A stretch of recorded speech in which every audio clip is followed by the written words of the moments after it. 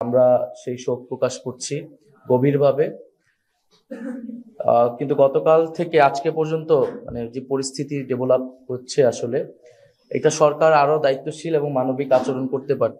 আমাদের কাছে মনে হয়েছে সরকার দায়িত্বশীল আচরণ এবং সঠিক সময় সঠিক পদক্ষেপ নিতে না পারায় পরিস্থিতি তাদের নিয়ন্ত্রণেরও বাইরে চলে গিয়েছে। আজকে কিন্তু সারাদিনে অনেক ধরনের ঘটনা আপনারা দেখেছেন, সচিবালয়ের ঘটনা দেখেছেন। আমরা প্রথমত মাইলস্টোন কলেজের শিক্ষার্থীদের আন্দোলনরত শিক্ষার্থীদের যে 6 দফা দাবি, সেই 6 দফা দাবির সাথে আমরা জাতীয় নাগরিক পার্টি সংহতি প্রকাশ করছি যে তারা খুবই যৌক্তিক কিছু দাবি উপস্থাপন করেছে এবং এই দাবিগুলো আসলেই দ্রুত সময়ের মধ্যে সরকারের এটা বাস্তবায়ন করা উচিত। আমরা কিছু কিছু উপদেষ্টার খুবই দায়িত্ব জ্ঞানহীন আচরণ দেখেছি, বিশেষত শিক্ষা উপদেষ্টা। গতকাল রাত 3টা-4টার সময় আমাদেরকে জানতে হচ্ছে যে এইচএসসি পরীক্ষা স্থগিত করতে হবে এবং অন্য উপদেষ্টারা তাকে ফোন দিয়ে পাচ্ছেন। তাহলে একটা সরকারের যদি এই ধরনের অবস্থা হয় যে নিজেদের উপদেষ্টাদের মধ্যে সমন্বয় নেই এবং এই দেশের একটা ইমার্জেন্সি সিচুয়েশন যেখানে পুরো শিক্ষার্থী ছাত্র সমাজ হচ্ছে ট্রমাটাইজ এবং ঢাকার শিক্ষার্থীরা ব্যস্ত এই পুরো ঘটনা নিয়ে, সেখানে একটা সিদ্ধান্ত নিতে রাত 3টা-4টা বাজতেছে এবং এটা নিয়ে এক ধরনের অনিশ্চয়তা তৈরি হইতেছে, শঙ্কা তৈরি হইতেছে। ফলে এই পরিস্থিতিটা কিন্তু সরকার যদি দায়িত্বশীল আচরণ করতো, সরকারের উপদেষ্টারা, তাহলে কিন্তু এই ধরনের পরিস্থিতি তৈরি হইতো না। দ্বিতীয়ত হচ্ছে আমরা গতকাল রাত থেকে দেখতেছি যে লাশ গুম করার এক ধরনের প্রচারণা আমরা দেখতেছি। তো সেই জায়গায় সরকারের জায়গা থেকে আসলে সঠিক বক্তব্য আসা উচিত ছিল আসলে ঘটনাটা কি এবং এই ধরনের কোনো ধরনের ঘটনা যাতে ঘটার সুযোগ না থাকে। সরকারকে দ্রুত সময়ের মধ্যেই আসলে ওই স্কুলে ওই সময়ে কতজন ছিলেন শিক্ষার্থী, স্টাফ, শিক্ষক সহ সেটা আসলে প্রকাশ করা উচিত এবং কতজন হতাহত আছেন এটা এবং রেগুলার এটা আপডেট করা উচিত সরকারের পক্ষ থেকে, যাতে এই ধরনের কোনো গুজব না হয় এবং সরকার বা বিভিন্ন জায়গা থেকে এই ধরনের যাতে লাশ গুম করার কোনো ঘটনা আসলেই যাতে না ঘটে থাকে। ফলে সরকারকে সঠিক তথ্য প্রকাশ করতে হবে এবং এটা প্রচার করতে হবে ব্যাপকভাবে। সেটার জন্য নিহতদের এবং আহতদের সঠিক সংখ্যা নিরূপণ করতে হবে। আর যেটা আমাদের ডক্টর তাসনিম যারা বললেন যে আহতদের চিকিৎসার ক্ষেত্রে এবং দীর্ঘমেয়াদী পুনর্বাসনের ক্ষেত্রে যে পদক্ষেপগুলো নেওয়া উচিত, আমরা সেগুলোর দাবি জানাচ্ছি।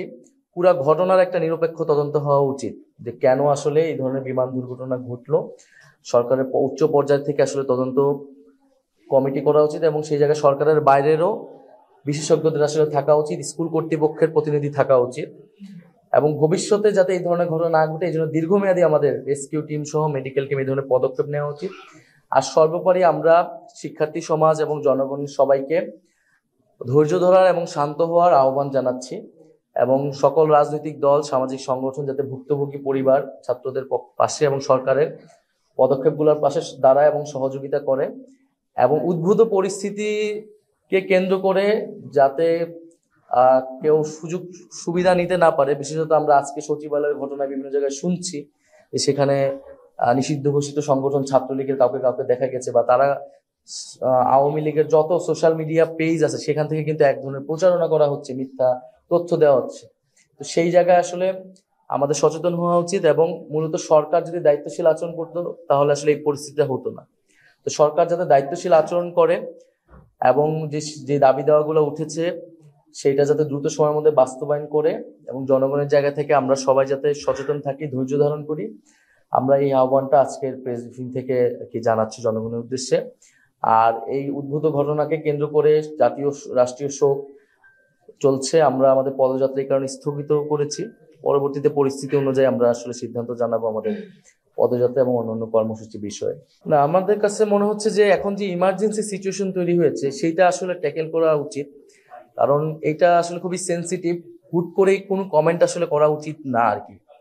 ফলে এই মুহূর্তে আসলে একটা নিরপেক্ষ তদন্ত কমিটি করা উচিত যেখানে শুধু সরকারই নয়, সরকারের বাইরে বিশেষজ্ঞ এবং স্কুল কর্তৃপক্ষ সহ একটা তদন্ত কমিটি যেটার উপর সবাই আস্থা রাখতে পারবে।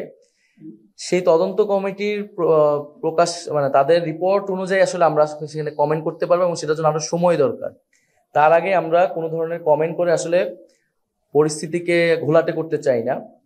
আর দ্বিতীয়ত হচ্ছে যে তথ্যের যে সংকট সেটা আসলে হয়েছে, এটার কারণে আসলে নানান গুজবের বিষয়টা আমরা দেখেছি আসলে। তো সরকারের জায়গা থেকে সরকারের কাছে যতটুকু তথ্য আছে এবং সেটা আসলে সত্য তথ্যটা সরকারের প্রকাশ করা উচিত, প্রচার করা উচিত, এবং শুধু প্রকাশ নয়, প্রচারও করা উচিত সরকারের জায়গা থেকে। তো সেটা আমরা দেখতে পাচ্ছি। এবং আজকে 2 জন উপদেষ্টা সহ মাইলস্টোন কলেজে যাওয়া শিক্ষা উপদেষ্টা, যিনি রাতে এই ধরনের একটা দায়িত্বজ্ঞানহীন আচরণ করলেন, তিনি জাতির সামনে ক্ষমা না চেয়ে আবার সেখানে স্পটে চলে গেলেন। এই যে পুরো ঘটনাটা, যে এখানে একটা দায়িত্বশীল আচরণ আমরা আসলে দেখতে পেলাম না সরকারের বিভিন্ন উপদেষ্টার জায়গা থেকে, তো এইটা তো পুরো জাতি ট্রমাটাই, সেখানে কিন্তু আরো বেশি ক্ষোভের সঞ্চার করছে, যেখানে আমাদের ইমিডিয়েট অ্যাকশন নেওয়া উচিত। তো আমরা মনে করি যে এই মুহূর্তে আগামী 2 দিন 3 দিন আসলে সবচেয়ে বেশি গুরুত্ব, আমাদের সবচেয়ে বেশি শক্তি দেওয়া উচিত আসলে আহতদের জন্য। কারণ এখনো যদি আমরা ইমিডিয়েট কিছু চিকিৎসা নিতে পারি, অনেকের জীবন বাঁচানো সম্ভব। আমরা এর আগে তো দেখেছি, আমাদের অভ্যুত্থান পরবর্তী সময়ে দেখেছি, নানান আমলাতান্ত্রিক জটিলতার কারণে, আমাদের স্বাস্থ্য ব্যবস্থাপনা ভালো না হওয়ার কারণে কিন্তু আমাদের স্বাস্থ্য চিকিৎসাটা ডিলে হয়। কাউকে বিদেশ পাঠানো লাগলে সেখানে অনেক দপ্তর ঘুরে আসতে হয়, চিঠি দিতে হয়। এই ঘটনাগুলো যাতে না ঘটে, এই জন্য আমরা বলেছি যে একটা উচ্চ ক্ষমতা সম্পন্ন একটা বিশেষ টিম ঘোষণা করা উচিত, যারা পুরা স্বাস্থ্যের এই আহতদের যারা বিষয়টা দেখবেন, এবং দীর্ঘমেয়াদী পুনর্বাসন আসলে দরকার। এই যে ভিকটিম গুলো, কারণ ছোট ছোট বাচ্চারা অসুস্থ হয়েছে, তারা কিন্তু সারাটা জীবন তাদের এই ক্ষত বয়ে নিয়ে বেড়াতে হবে। ফলে আমাদের আসলে সকলেরই পুরা ফোকাস হওয়া উচিত এখন আহতদের সাথে চিকিৎসার ক্ষেত্রে, এবং সেক্ষেত্রে আসলে সরকারকেই ব্যবস্থাগুলো নিতে হবে, আর সার্বিকভাবে সঠিক তথ্য প্রচার করতে হবে, যাতে আমরা জনগণ আশ্বস্ত থাকে, জনগণ আস্থার জায়গাটায় থাকে। সেই আস্থার সংকট থেকে আমরা মনে করি যে আজকে কিছু পরিস্থিতি তৈরি হয়েছে, এবং সরকারের উচিত ভুক্তভোগী ফ্যামিলি যারা রয়েছেন, আন্দোলনরত যারা রয়েছেন, যে দাবিতে আসুন না কেন, তাদের সাথে আসলে কথা বলার মধ্যে তাদেরকে আস্থায় নেওয়া। আমরা সেই রাষ্ট্রীয় সংস্কারের, রাষ্ট্র কাঠামোর সংস্কারের দাবিতেই কিন্তু আমরা এই পদযাত্রাটা শুরু করেছি, এবং আমরাও একই কথাই বলছি যে ক্ষমতার পরিবর্তন, এবং সবচেয়ে বেশি পরিবর্তন দরকার রাষ্ট্রীয় কাঠামোর বন্দোবস্তের পরিবর্তন। তো সেটির জন্যই আসলে এত বড় গণ অভ্যুত্থান, আত্মত্যাগ, এবং সেটা প্রশাসন থেকে শুরু করে সব জায়গায় এই পরিবর্তনটা প্রয়োজন। এখন ধরেন যে শিক্ষা সচিব, যাকে আজকে প্রত্যাহার করা হলো, তার যে ব্যর্থতা আছে, এটা তো আজকে গতকালকে ইস্যুতে প্রমাণ হয়েছে এরকম না। এর আগে আমরা জগন্নাথ বিশ্ববিদ্যালয় আন্দোলন দেখেছি, উনি এই পরিস্থিতি ট্যাকেল করতে পারে নাই, এবং এই ধরনের আমলারা কিন্তু সরকারকে আরো বিপদে ফেলতেছে, এবং জনগণের যে দাবি দেওয়া, সেই দাবি দেওয়া পূরণের ক্ষেত্রে বাধা হয়ে দাঁড়াচ্ছে বিভিন্ন ক্ষেত্রে। ফলে সেই প্রশাসনিক ব্যর্থতা রয়েছে এই সময়, এই জায়গায়, সেটা আসলে প্রশাসনিক এই সংস্কার, পুলিশের সংস্কারের কথা কিন্তু আমরা সর্বাগ্রে বলে যাচ্ছি, এবং সেটার জন্য কিন্তু আমরা এই জুলাই পদযাত্রা কর্মসূচিটিও নিয়েছিলাম। সারা দেশের শহীদ পরিবারদের সাথে কিন্তু আমরাও কথা বলছি, তাদের সমস্যাগুলো এবং কেন হয় নাই, আমাদের জায়গা থেকে আসলে কি সীমাবদ্ধতা ছিল, আমরাও তাদের কাছে সেটা বলছি, এবং সেই বিষয়গুলোকে সামনে নিয়ে আমাদের যে দাবি দেওয়া এবং ইস্তেহারের কথাই কিন্তু আমরা বলছি যে আমরা 3 আগস্ট প্রকাশ করব।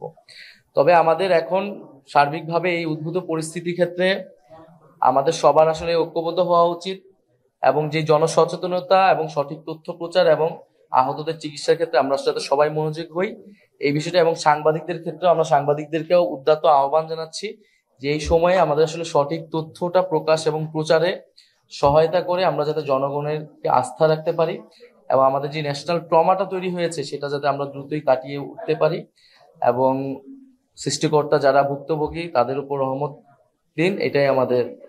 জি, ধন্যবাদ।